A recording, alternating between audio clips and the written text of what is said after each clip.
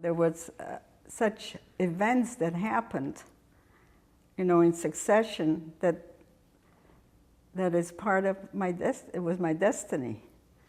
Even being here and telling you the story, I was destined probably to do it. My name is Ruth Rabinowitz, and I was born on June 9, 1935, in a small town in Poland called Zetel. My father was in the lumber business with my grandfather. My mother had a drugstore, and the drugstore was in front of the house. And just a little further on the other side of the square where my grandfather lives, my father's parents lived. I don't know how successful we were. That I really don't know. And I never asked my parents, but we were probably quite comfortable. I had a happy childhood and with a close family around.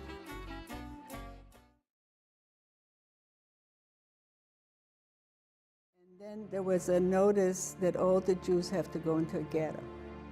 So life was going on, although we knew that something bad will happen eventually, because then everybody started building hiding places. There was a hole in the ground. You walked down the steps, and there was a small room. And the room had benches all around. On the one bench, there was a trap door. And you had to go under that bench and move the trap door, and then there was a bigger room. And we were lucky because the Germans found the first hiding place, but we were in the second hiding place. My mother she was not a nurse, but because she knew medication, she had a certificate that she was a nurse. And my father had a certificate that he could work. He was a tall man, strong, and the Germans at that point were looking for people to work. So we go to the marketplace, and there was a lot of pushing and shoving. So my sister, my mother, and I were standing for ourselves, and we saw a German standing there with his finger going right and left to decide who should live and who should die. It didn't take much to realize that which side it was the right side to be on. They told everyone to lie down with their face down. And then all of a sudden, the Germans started yelling, Tischler, Tischler. The word Tischler in German means carpenter. My father didn't hear exactly what they were saying, so he raised his head. So the Germans said to get up and go.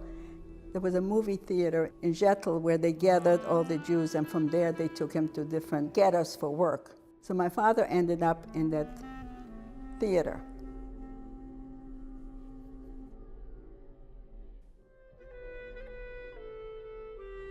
Me, my mother, my sister, my aunt, we were in the hiding place.